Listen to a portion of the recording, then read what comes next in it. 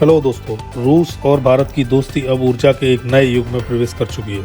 जहां पश्चिमी देश रूस पर बैन लगाकर जश्न मना रहे थे, वहीं मॉस्को ने चुपचाप नई दिल्ली को सौंप दिया है गैस का महासागर। यह सिर्फ एक डील नहीं बल्कि एक ऐसा कदम है जो दुनिया की एनर्जी इकोनॉमी का नक्शा बदल देगा।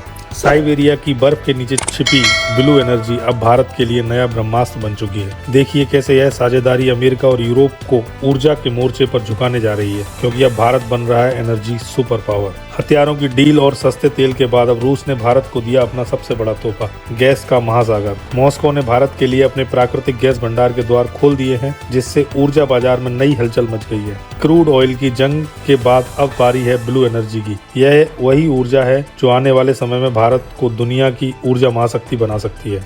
साइबेरिया की जमी बर्फ के नीचे छिपा ऊर्जा का विशाल ज्वालामुखियां फटने को तैयार है। इसकी लपटों ने यूरोप की नींद और वाशिंगटन की शांति दोनों छीन ली है। जहां एक ओर रूस और भारत की साझेदारी ने पश्चिमी देशों की रणनीति को हिला दिया है, वहीं दूसरी ओर यह गठबंधन वैश्विक ऊर्जा समीकरण को पलटने की दिशा में आगे बढ़ रहा है। रूस ने भारत को न सिर्फ भरोसेमंद सहयोगी कहा है, बल्कि उसे अपने ऊर्जा भंडार तक प्राथमिक पहुंच देने का भी ऐलान कर दिया। यह कोई मामूली डील नहीं बल्कि उस गैस पाइपलाइन प्रोजेक्ट का पहला चरण है जो भारत के हर घर और हर उद्योग को 24 घंटे ऊर्जा उपलब्ध कराएगा। अमेरिका और यूरोप जहां रूस पर नए प्रतिबंध लगा रहे हैं, वहीं मॉस्को ने भारत को स्ट्रेटेजिक पार्टनर का दर्जा देकर अपने सारे पत्ते खोल दिए हैं। यह वही चाल है जिसने पश्चिमी देशों की योजनाओं को तहस नहस कर दिया है। अब सवाल ये है, यह नया गैस गेम आखिर है क्या? कितना विशाल है यह भंडार और कैसे यह ब्लू एनर्जी की डील पूरी जियोपॉलिटिक्स को बदल कर रख देगी? रूस के ऊर्जा मंत्री सर्गेई सिविलेव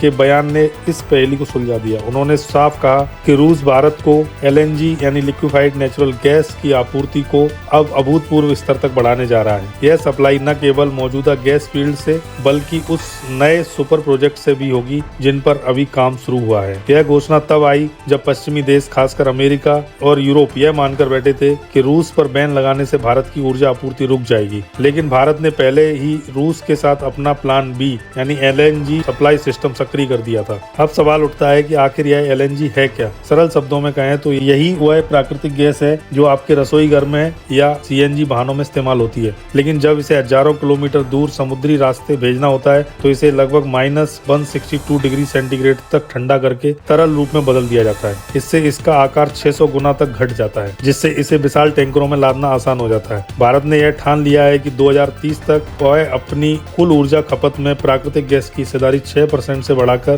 15% तक पहुंचाएगा। यह लक्ष्य जितना बड़ा है उतनी ही बड़ी चुनौती भी है, और इसी मोड़ पर रूस ने भारत को वह ईंधन सौंपा है जो इस यात्रा का सबसे मजबूत सहारा बनेगा। रूस का संदेश साफ है, भारत को जितनी ऊर्जा चाहिए उतनी देने को मॉस्को तैयार है। यह सिर्फ एक व्यापारिक सौदा नहीं बल्कि भारत की ऊर्जा आत्मनिर्भरता का सुरक्षा कवच है। अब जरा इस वैश्विक शतरंज की बिसात पर नजर डालिए। एक ओर है भारत, दुनिया की सबसे तेजी से बढ़ती अर्थव्यवस्था, जिसे अपनी फैक्ट्रियों, शहरों और विकास के इंजन को चलाने के लिए लगातार ऊर्जा की जरूरत है। दूसरी ओर है रूस, पास प्राकृतिक गैस के अथाह भंडार हैं, लेकिन यूक्रेन युद्ध के बाद पश्चिमी देशों ने उससे मुंह मोड़ लिया। जो यूरोप कल तक रूस की सस्ती गैस पर निर्भर था, आज अमेरिकी दबाव में दुनिया की सबसे महंगी गैस खरीदने को मजबूर है। इसी बीच रूस को एक भरोसेमंद स्थायी बाजार की तलाश थी, और भारत से बेहतर साझेदार कोई हो ही नहीं सकता था। नतीजा दोनों देशों के लिए विन विन सिचुएशन है। भारत को मिल रही है सस्ती और सुनिश्चित गैस सप्लाई, जबकि रूस को मिला एक विशाल उपभोक्ता बाजार जो उसकी अर्थव्यवस्था को आने वाले 100 सालों तक स्थिर रख सकता है। इस साझेदारी की नींव जुलाई 2024 में रखी गई थी,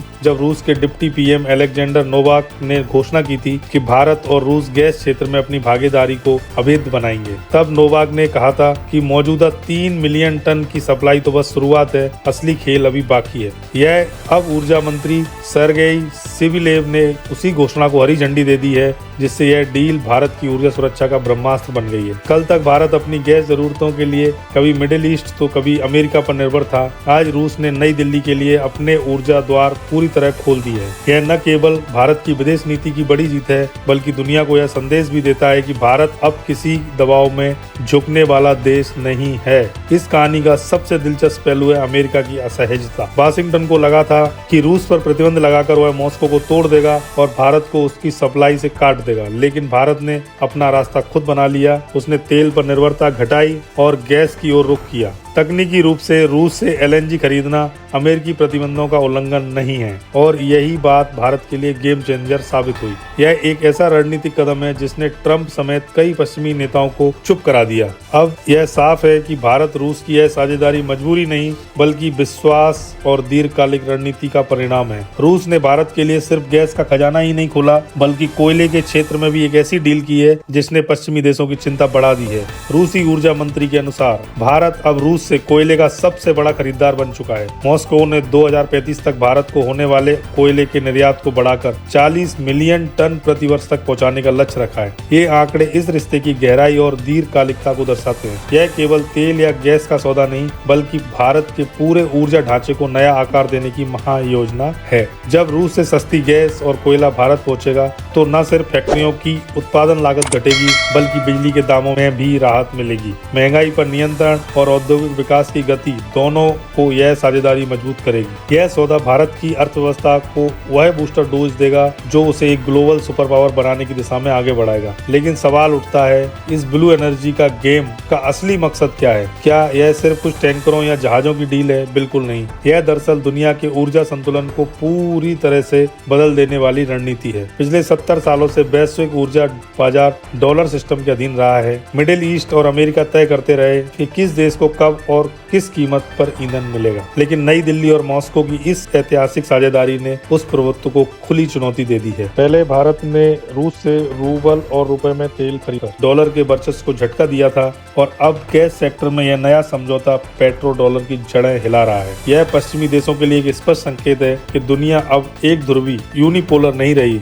भारत और रूस जैसी उभरती शक्तियां मिलकर वैश्विक पावर बैलेंस लिख रही हैं और दुनिया मल्टीपोलर बनने की दिशा में आगे बढ़ रही है। यह केवल एक आर्थिक साझेदारी नहीं बल्कि एशियन सेंचुरी की घोषणा है जहां दिल्ली और मॉस्को केंद्र में है। भारत का लक्ष्य 2030 तक प्राकृतिक गैस की हिस्सेदारी 15% तक पहुंचाना केवल आंकड़ा नहीं बल्कि पृथ्वी की सुरक्षा का भी अभियान है। गैस एक स्वच्छ ईंधन है जो तेल और कोयले की तुलना में कई गुना कम प्रदूषण फैलाती है। भारत जब गैस आधारित उद्योग और परिवहन पर आगे बढ़ेगा तो यह न सिर्फ उसकी ऊर्जा सुरक्षा सुनिश्चित करेगा बल्कि उसे